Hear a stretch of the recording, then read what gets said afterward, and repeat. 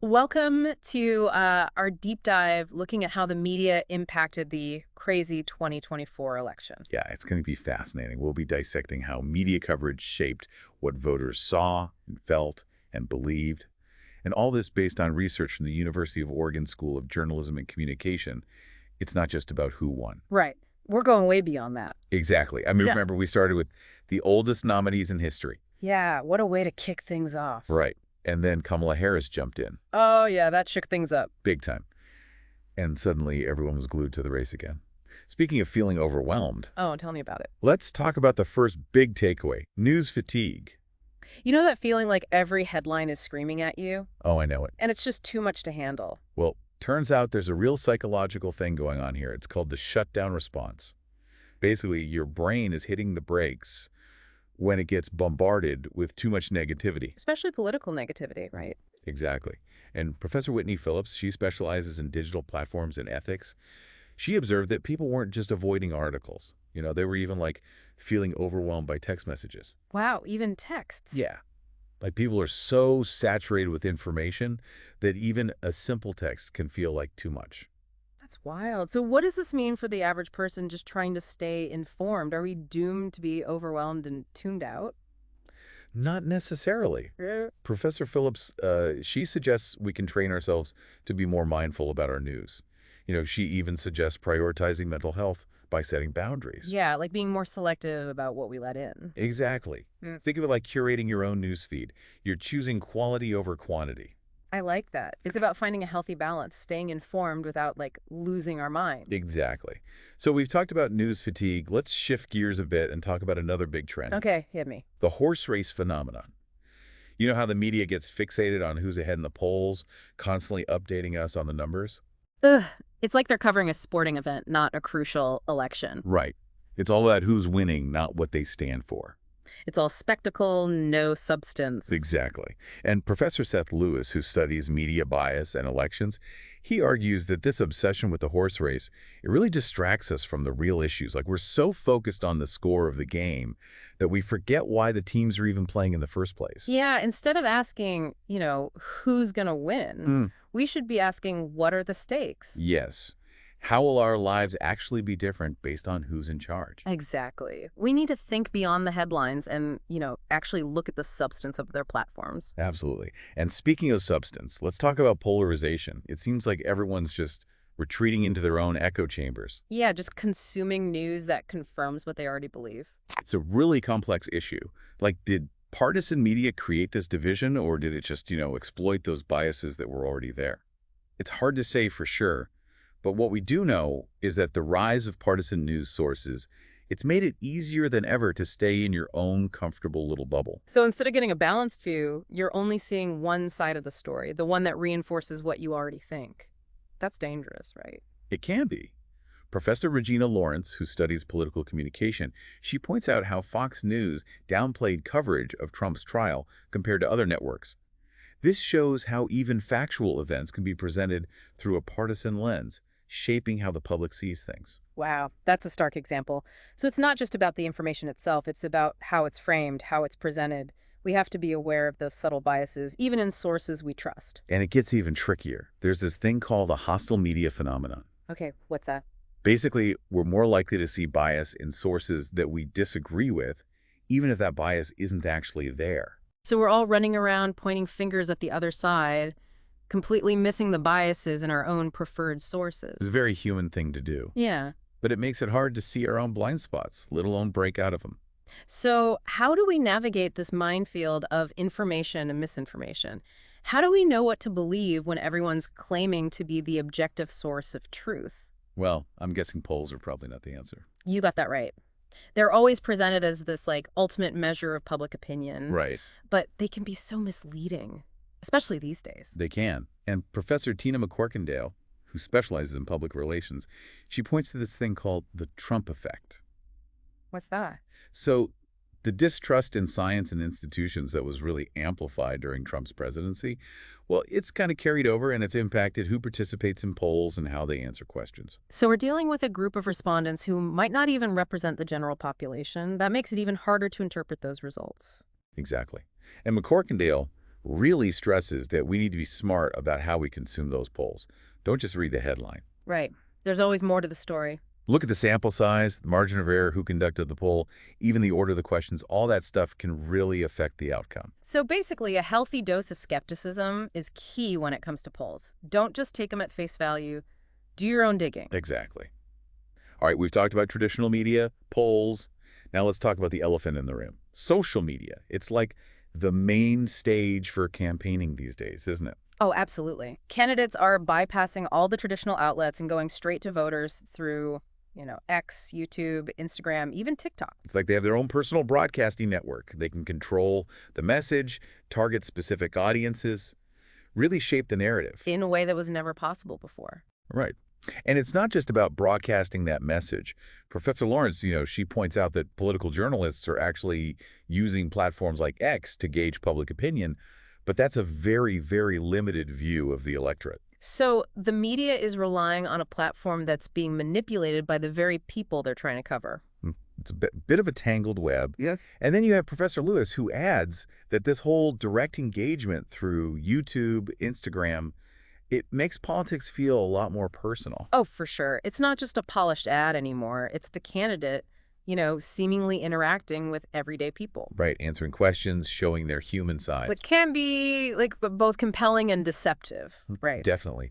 It's easy to trust someone who seems relatable, Yeah. but we have to remember it's still a carefully constructed image. We need to be critical of this seemingly authentic content and really understand how they're using these platforms to target us. With these really specific messages. It's not just about the content itself, it's about understanding the motivations and strategies behind it.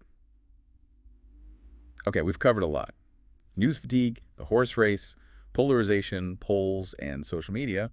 But before we wrap up, we need to talk about, well, the Magier trolls. Ah, yes, the trolls. I've definitely encountered my share in the comment sections. They're not just annoying online folks, they play a very strategic role in shaping online conversation, especially during elections. Really? So it's more than just random people being jerks online. Professor Phillips, she's done a lot of research on online trolling, and she explains that Magier-aligned trolls, they use this antagonistic rhetoric on purpose. Like to get a rise out of people. Yeah, to provoke outrage, go viral. It's a strategy, to disrupt, spread misinformation, ultimately influence the political landscape. Wait, so they're doing it on purpose? Like, why? It's kind of unsettling, but for some of them, the conflict is the point. They see owning the libs, fueling the culture war, as entertainment. It's like a twisted game where the goal is to create as much chaos and division as possible. That's kind of scary, honestly, like they're playing with fire. It is a little unsettling. So, how do we protect ourselves from these online provocateurs? Should we disengage? Disengaging might not be the answer, but we need to be savvy to their tactics. Avoid getting sucked into their game. Exactly. Recognizing when you're being intentionally provoked is key. Don't give them the satisfaction of a reaction. Exactly.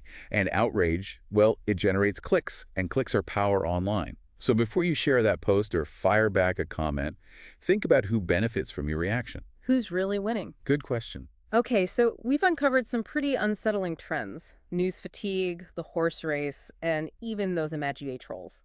It can feel overwhelming, but it's not all doom and gloom, The UO researchers actually offer some pretty good advice on how we can, navigate this media mess. Okay, so what's the first step to becoming more informed, reclaiming our sanity? Well, a lot of the professors suggest diversifying your media diet. Okay. Don't just rely on one source for your news, especially social media. Yep. So, don't put all your eggs in one basket. Yeah, exactly. Professor Damian Radcliffe, he specializes in journalism. He really stresses this point.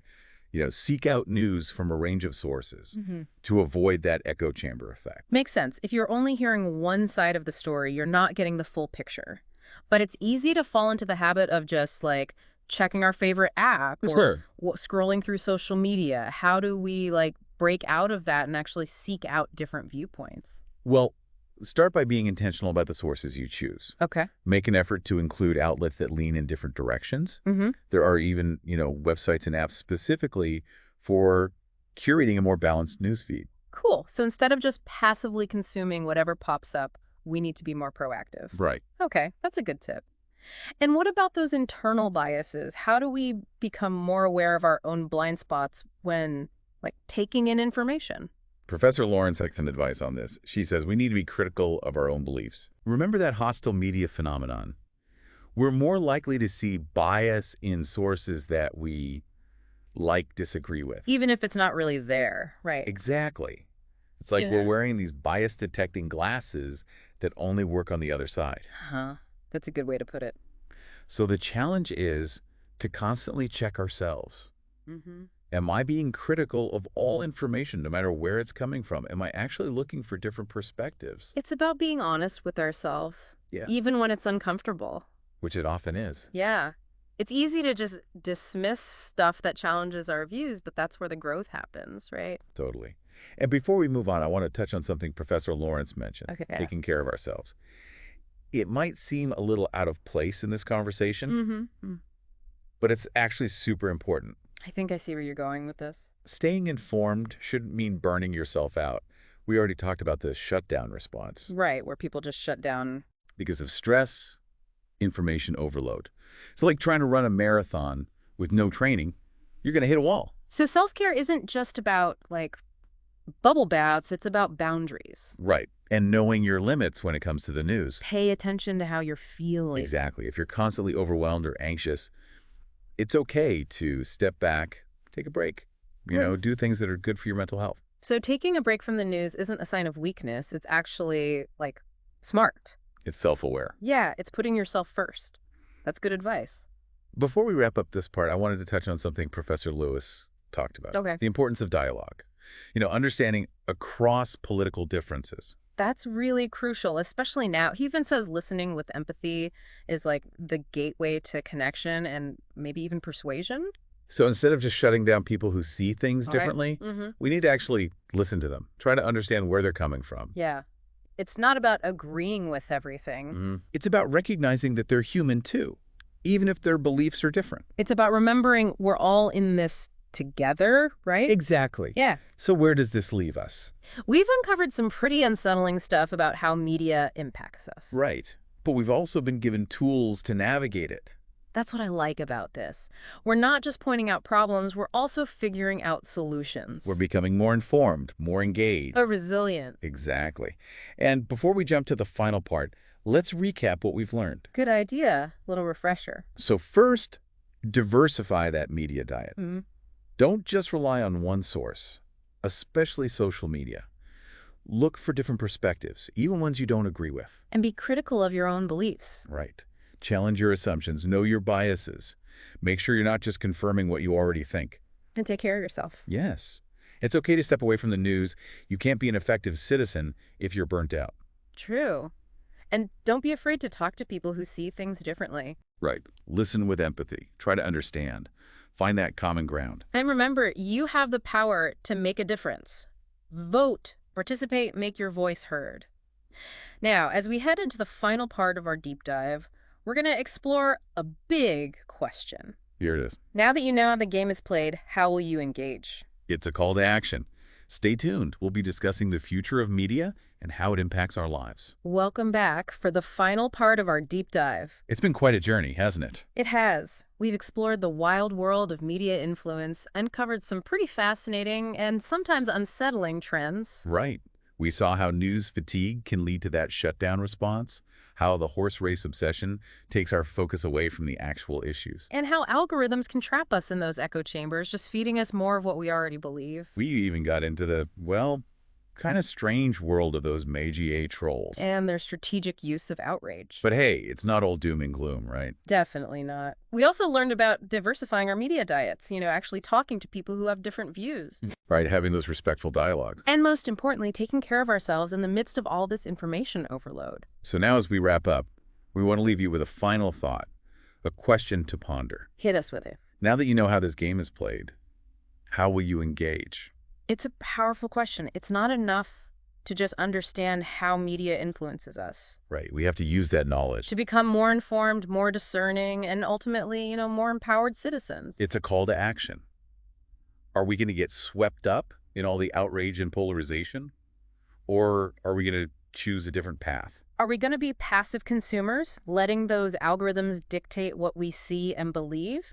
Or are we going to be proactive? Seeking out different perspectives, challenging ourselves. Thinking critically about the information that's constantly coming at us, It's not always easy. it takes effort to break free from that echo chamber, to resist those clickbait headlines. To have those tough conversations with people who see the world differently. But it's worth it, because our democracy depends on citizens who are informed, engaged, and critical thinkers, Citizens who can see through the noise and the manipulation. who make decisions based on facts, evidence, and a real understanding of what's at stake.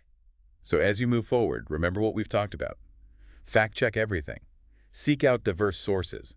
Take care of yourself. Engage in those respectful dialogues, even when it's hard. You have the power to choose how you engage. You can be a force for good in this crazy world of information. So that's it for our deep dive into media influence on the 2024 election, We hope you learned something. and that you feel empowered to make a difference. Until next time, stay curious Stay engaged. and stay informed.